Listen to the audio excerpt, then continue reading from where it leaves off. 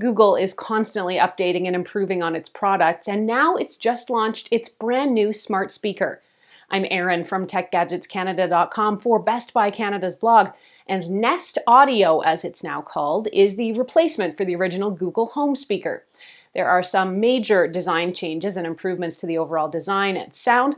I had a chance to get hands-on with Nest Audio for a few days ahead of its public launch, and here's what I found. An early heads up that if you end up liking this video and finding it helpful, to please hit that like button and give us a sub, because it does help us keep making more videos that we hope everyone out there can watch, enjoy, and learn from.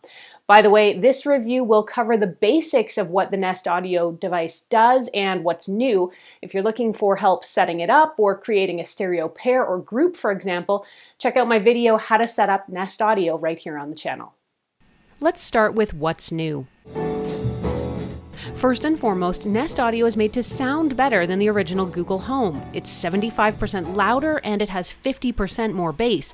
We'll get to just how it sounds in a sec.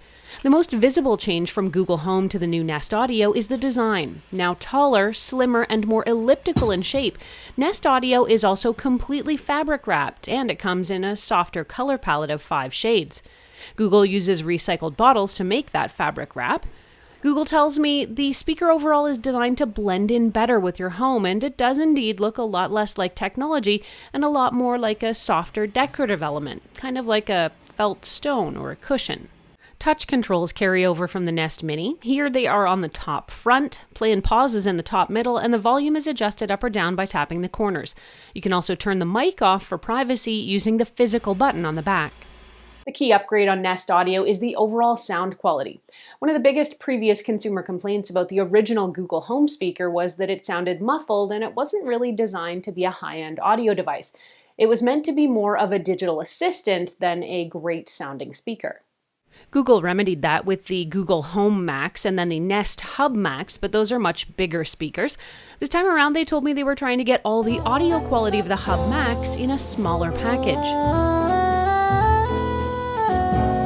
The all-new Nest Audio has a 75mm woofer and a 19mm tweeter, plus 3 far-field microphones to hear your commands or use with phone calls. There's also a hardware mic mute switch. So how does it sound? Impressive.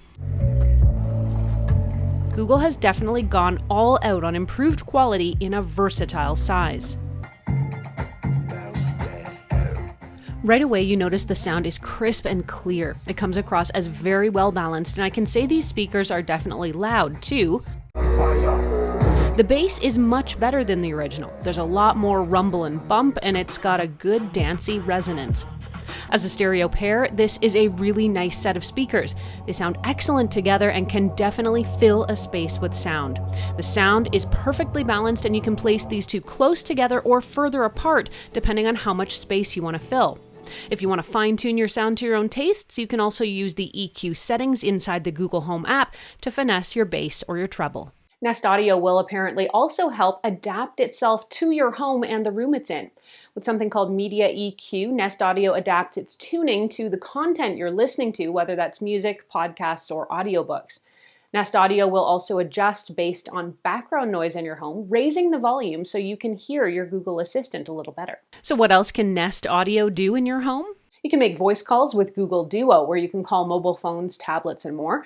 This is free and it works internationally too. You can use Nest Audio as an intercom, where you can call any other Nest speaker or display in your home. Just say, hey, you know who, call the living room. It's dinner time. You can make what's called a broadcast, where you can say, hey G, broadcast I'm home, or it's dinner time, and it'll send that message to all the other speakers and displays in your house.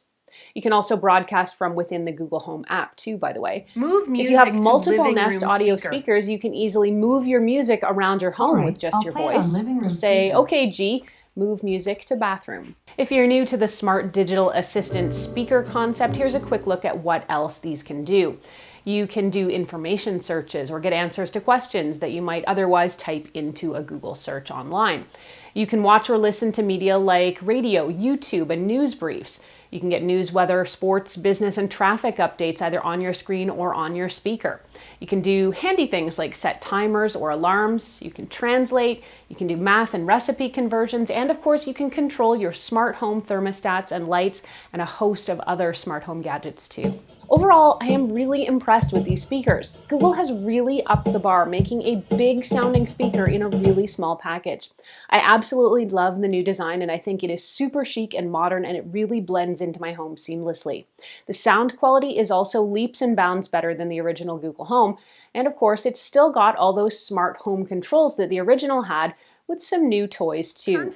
In short, if you've been waiting to upgrade your old Google Home or to get a smart speaker in the first place, this is the time to do it and the speaker to do it with. If you want to read this review or reference anything I've talked about here in the video, head over to blog.bestbuy.ca, where we've posted a full write-up, and you can ask us any questions you have about these speakers, either there on the blog or, as always, here on the YouTube channel. Thanks so much for watching. I'm Erin. Until the next time, you can find me on either Twitter or Instagram. I'm at ErinLYYC. You can also catch me on Facebook at facebook.com/TechGadgetsCanada.